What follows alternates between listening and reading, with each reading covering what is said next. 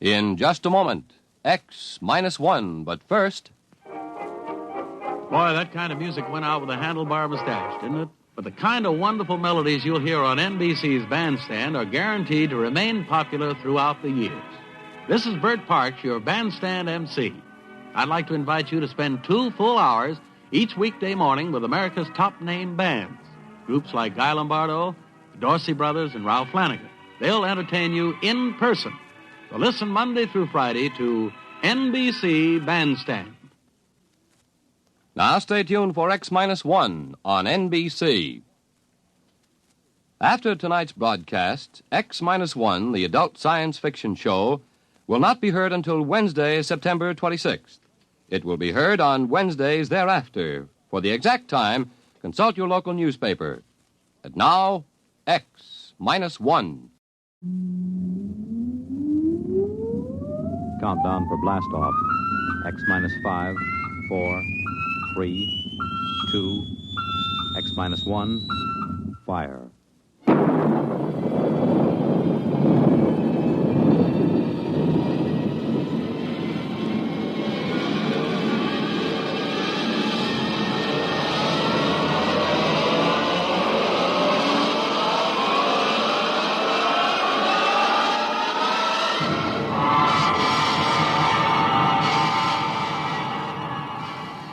From the far horizons of the unknown come transcribed tales of new dimensions in time and space.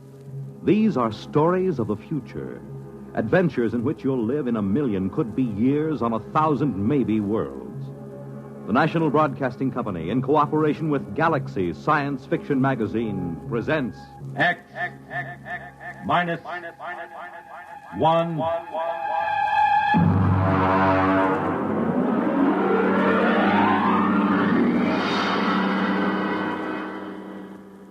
This week, the police chiefs of the country are meeting in Chicago for the 63rd Annual Conference of the International Association of Chiefs of Police. Tonight, X-1 is proud to salute them as we present The Lifeboat Mutiny by Robert Sheckley.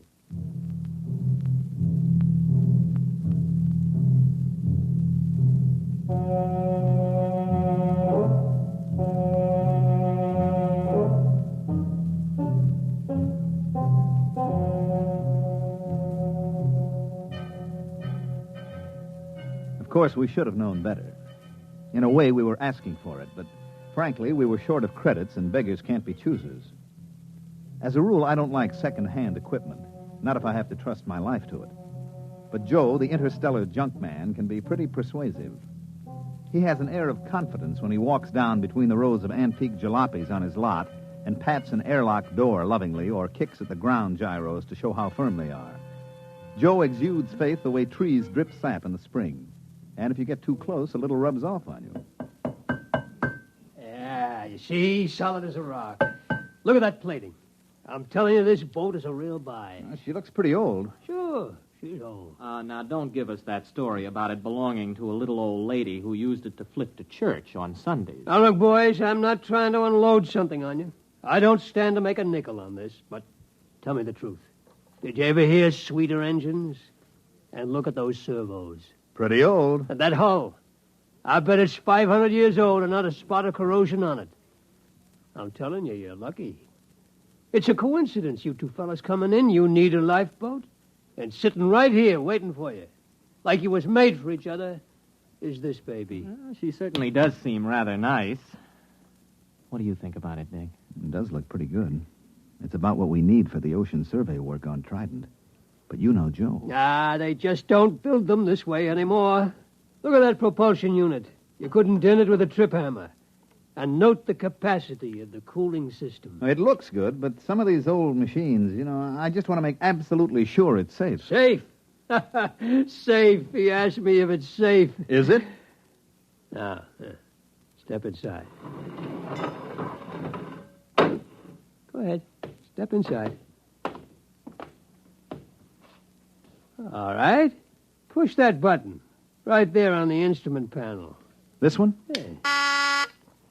I am Lifeboat 324A. Hey, the darn thing talks. Yeah, and in English, too. It's equipped with a universal translator. It's completely automatic. I told you they just don't build them this way anymore. Go ahead. Push the button again. I am Lifeboat 324A. My primary purpose is to preserve those within me from peril and to maintain them in good health. At present, I am only partially activated. Could anything be safer? This is no senseless hunk of metal. This boat will look after you. This boat cares. I don't know. The idea of an emotional machine always gets me. I can't even stand those robot maitre d's. They keep slobbering over you every time you go into a restaurant with their tubes just pouring kindness and consideration. Ah, you're a reactionary. We'll take it. You won't be sorry. Boys, you just bought yourselves a lifeboat.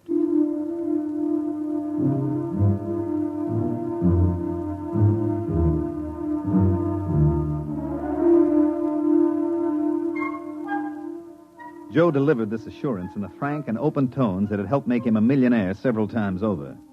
It wasn't that he was dishonest. Far from it. All the flotsam he collected from anywhere in the universe worked. But ancient machines often had their own idea of how a job should be done. They tend to get peevish when forced into another routine.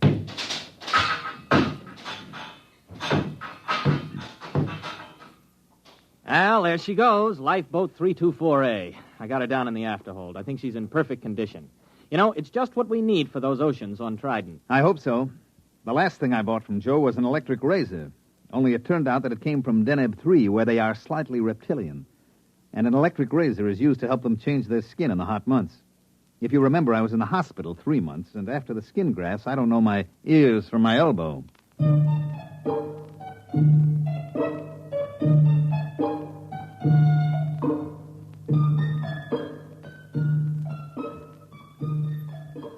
This job we were on was to survey the planet Trident for a real estate speculator who bought it for subdivision.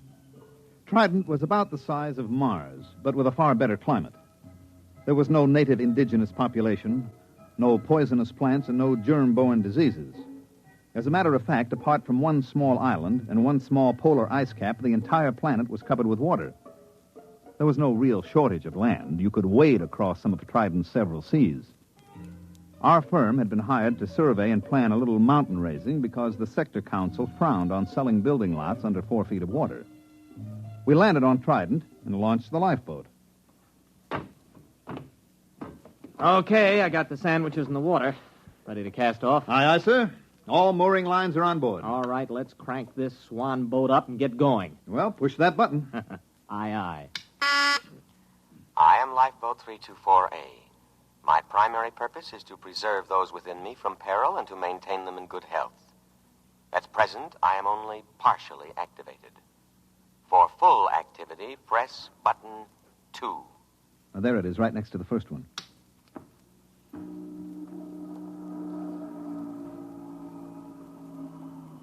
Well? Something's going on back there. Sounds like motors warming up. Hey, that sounds like a short circuit somewhere. You know there's no wheel on this thing? Oh, wait a minute. There's got to be some kind of tiller or control. Well, you look. That's all there are, 2 buttons. Well, then maybe she controls telepathically. I'll try it. Hey, 324A, go ahead slowly.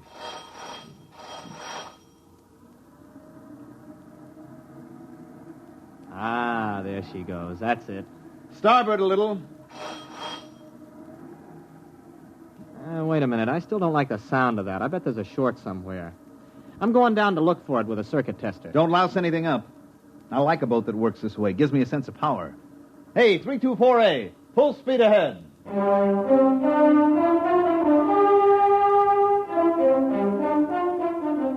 Arnold disappeared into the bilge with a circuit tester, and I handled the survey.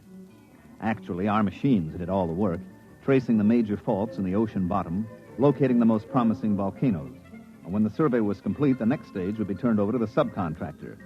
He would wire the volcanoes, seed the faults, and touch the whole thing off. After that, there'd be enough dry land on Trident for anybody. Well, by mid-afternoon, I figured we could knock off for a while. We ate our sandwiches, took a drink of water from the canteen, and then had ourselves a swim in Trident's clear green water.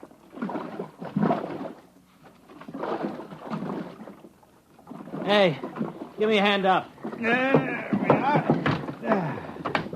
That was very refreshing. Oh, yeah. I'll have to get this grease off with sandpaper, but I think I found the trouble.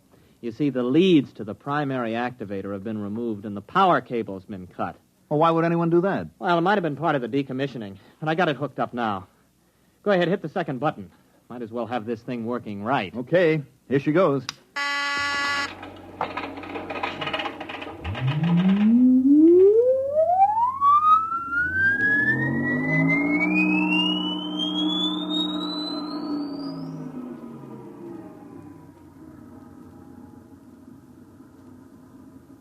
I am Lifeboat 324A. I am now fully activated and able to protect my occupants from danger. Have faith in me. My action response tapes, both psychological and physical, have been prepared by the best scientific minds in all Drome. Ah, that's more like it, huh? Gives you a feeling of confidence, doesn't it? I suppose so. But where is Drome? Gentlemen, try to think of me not as an unfeeling mechanism, but as your friend and comrade in arms. I understand how you feel. You have seen your ship go down, cruelly riddled by the implacable Hagen. What ship? What's it talking about? You have crawled aboard me, dazed, gasping from the poisonous fumes of water, half dead. Oh, no, wait a minute. You mean that swim we took? You got it all wrong. We were just surveying. Half dead, shocked, wounded, morale low. You were a little frightened, perhaps, and well, you might be.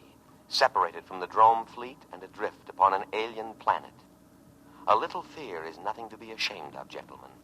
But this is war, and war is a cruel business, and we have no alternative but to drive the barbaric Hagen across space. There must be a reasonable explanation for all this. Probably an old television script got mixed up in its response bank. We better give it a complete overhaul. We can't listen to that stuff all day. Well, we're about a quarter of a mile from the island. I'll tell you what. I'll take it down and clean the goo out of the contacts when we get there. Hey, what's going on? We're stopping. Hey, lifeboat. Quiet, calm, trust in me. I am scanning the island. What's he talking about, scanning the... Better humor it. Lifeboat, that island's okay. We checked it personally. Perhaps you did, but in modern lightning-quick warfare, Drome senses cannot be trusted. They are too limited, too prone to interpret what they wish. Electronic senses, on the other hand, are emotionless, eternally vigilant, and infallible within their limits. But there isn't anything there. I perceive a foreign spaceship on the island. Oh, that's our ship. It has no Drome markings. Well, it hasn't any enemy markings either. I painted it myself. In war, we must assume that what is not ours is the enemy's. Oh. I understand your desire to set foot on land again, but I take into account factors that a Drome motivated by his emotions would overlook.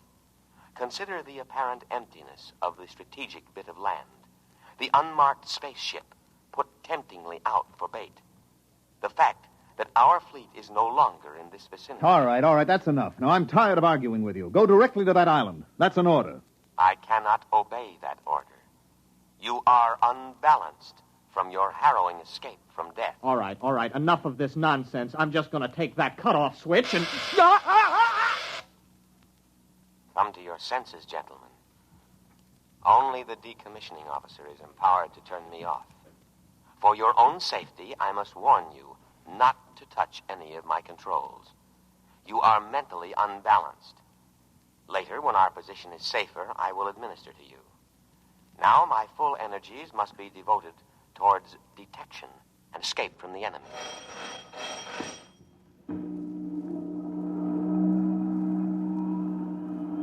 Where are we going? To rejoin the Drome fleet as soon as I can find it.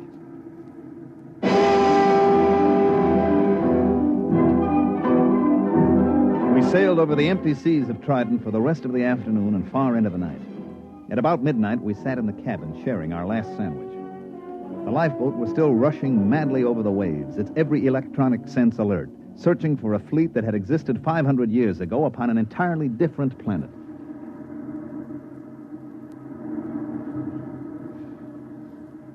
Oh, why didn't I pack more sandwiches? Do you ever hear of these dromes? Yeah, vaguely. They were non-human, lizard-evolved creatures. Yeah, they lived on the 6th planet of some little system near, Capella. The race died out over a century ago. Mm-hmm. And the Hagen. What about them? Also lizards, same story. It wasn't a very important war, you know.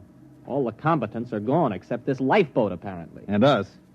We've been drafted as drone soldiery. Do you think we can reason with this tub? Oh, no, I don't see how. As far as this boat is concerned, the war is still on. It can only interpret data in terms of that premise. It's probably listening in on us now. No, I don't think so. See, it's not really a mind reader.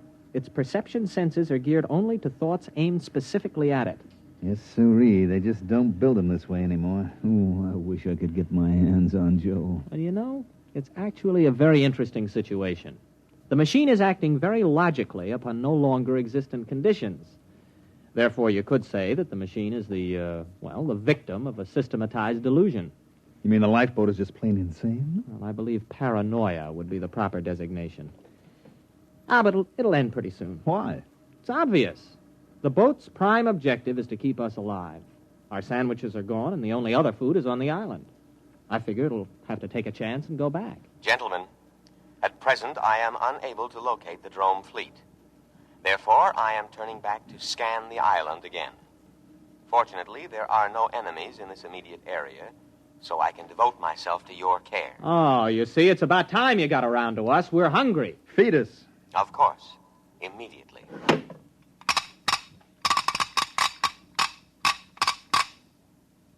There you are, on the tray. What's that? That looks like clay. Oh, it smells like machine oil. Hey, what's it supposed to be? That is giesel. It's the staple diet of the drone people. I can prepare it in 16 different ways. Oh, try it. All right. It tastes like clay coated with machine oil. We can't eat that. Of course you can. An adult drone consumes 5.3 pounds of giesel a day and cries for more. Now listen, we are not drones. We are humans, an entirely different species. The war you think you're fighting ended 500 years ago. We can't eat giesel. Our food is on the island. Ah, yes. Your delusion is a common one among fighting men. It is an escape fantasy, a retreat from an intolerable situation.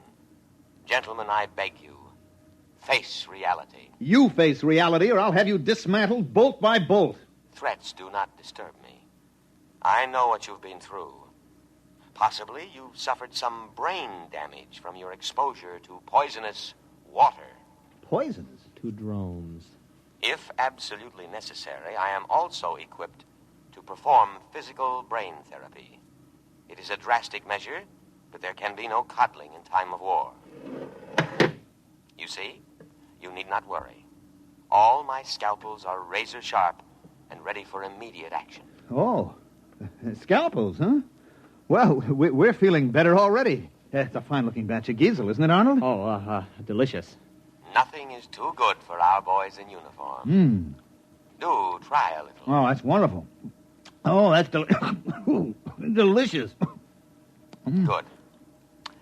I am moving toward the island now, and I promise you in a little while you will be more comfortable. Why? The temperature here is unbearably hot. It is amazing you haven't gone into a coma. Any other drone would have. Soon I'll have it down to drone norm of 20 degrees below zero.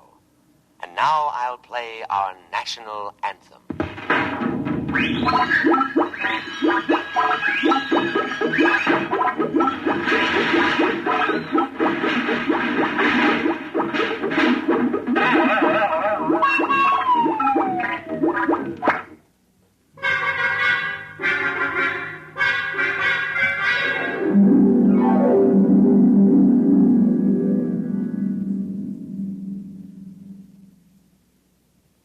Arnold? What? I'm cold. Well, you should be very comfortable. Drones live at 20 below zero. We're drones and no back talk. Those cooling tubes are all frosted up. Yeah, I just wrote my name in frost in the porthole. Hey, wait a minute. Wait a minute. I got an idea. Just follow my lead. Why not? Lead on, fellow drone. Give me the canteen. What are you doing? Just gonna get a little exercise. Gotta stay fit, you know. That is true. Here you are, boy. Catch. Look out, that canteen's heavy. Just throw it right back, boy. Just heave it right in. Come on, let's see your curve. Be careful with that receptacle. It's filled with a deadly poison. Water. Oh, we'll be careful. Here we go. Bad shot, old man. Oh, how careless of me. I seem to have broken the cooling tubes. Cooling fluid all over the floor. I should have taken precaution against internal accidents. It won't happen again.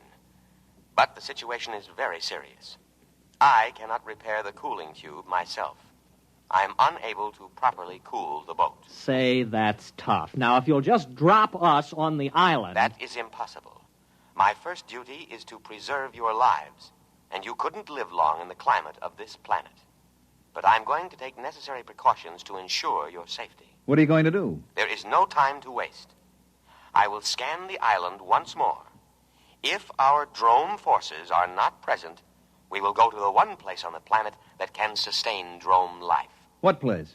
The southern polar ice cap. The climate there is almost ideal. 30 degrees below zero. And, of course, I must guard against any further internal accidents. So, I will lock you gentlemen in the cabin.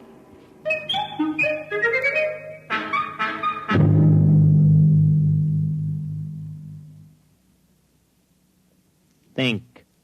I am thinking. Nothing's coming out. Well, we've got to get off when he reaches the island. It'll be our last chance. Now, look. We know his internal scanning isn't very good. When we reach the island, maybe we could cut his power cable. Oh, you couldn't get within 5 feet of it. He's got an electric charge on all the controls. I am now scanning the island. Place looks fine today. Oh, sure does. I'll bet our forces are dug in underground. They are not. I scanned to a depth of 100 feet. Well, under the circumstances, I think we should examine it a little more carefully. It is deserted. I cannot let you endanger your lives by going ashore. Drome needs her soldiers, especially sturdy, heat-resistant types like you. We like this climate. Spoken like a patriot. I know you must be suffering, but now I am going to the South Pole to give you veterans the rest you deserve. Wait a minute. You don't understand. We're operating under special orders. We weren't supposed to disclose them to any vessel below the rank of super dreadnought. We're a suicide squad. Yes, that's right. Especially trained for hot climate war. Our orders are to land and secure that island for the Drome forces. I didn't know that. You weren't supposed to. After all, you're only a lifeboat. Land us at once. I couldn't guess, you know. All right. We'll head for the island. Arnold, it's going to work. Why not, as long as we tell him the truth? The beach is only 50 yards away.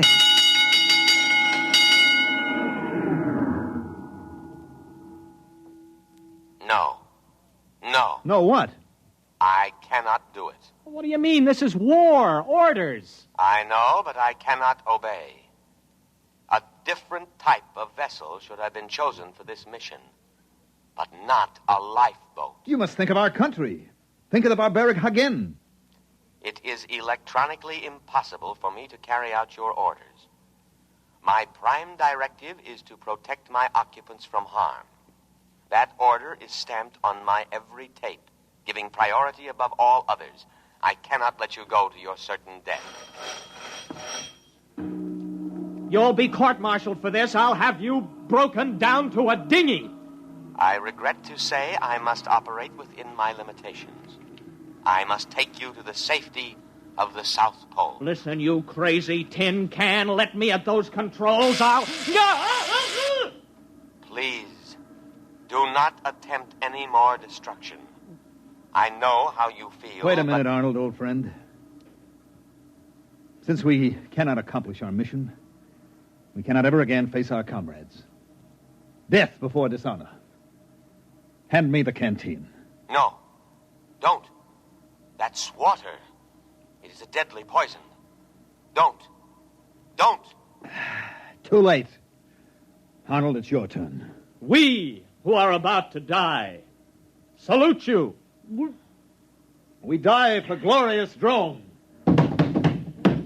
That goes for me, too. Speak to me. Speak to me. Lie still, you idiot. There is no known antidote. If only I could contact the hospital ship. Speak to me. Are you still alive? Answer me. Here. Here. Perhaps if you eat some giesel. Dead. Dead. Dead. I will now read the burial service. Great Spirit of the universe, take into your custody the souls of these your servants. Although they died by their own hand, still it was in the service of their country, fighting for home and hearth. Judge them not harshly for their impious deed. Rather, blame the spirit of war that inflames and destroys the spirit of all drone. And now, by the authority vested in me, by the drone fleet, and with all reverence, I commend their bodies to the deep. Ow! Shut up. Accept them, O ocean, for many brave hearts are at slumber in the deep. Float quietly. What's the lifeboat doing? It's still hanging around. Just pray the drones didn't believe in cremation. Sleep quietly, brave spirits. I will now play the drone national anthem.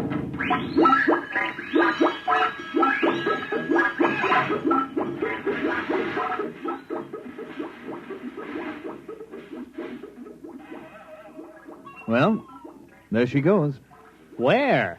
To the South Pole. To wait for the drone fleet.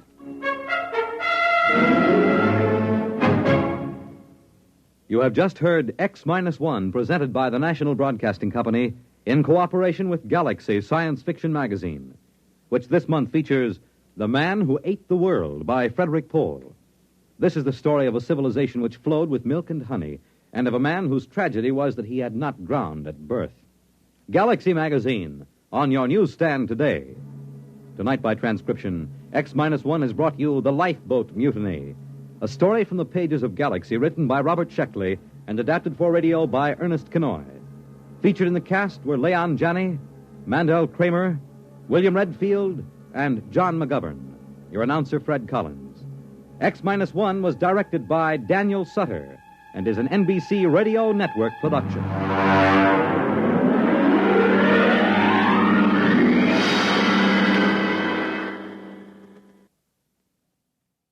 A special announcement to the audience of X-1, the adult science fiction show. X-1 will not be heard next week, but will resume broadcasts at a new time on Wednesday, September 26th, and every Wednesday evening thereafter. For the exact time of the broadcast in your locality, remember to consult your local newspaper. The music of Tommy Tucker, live on Bandstand, weekday mornings on NBC Radio.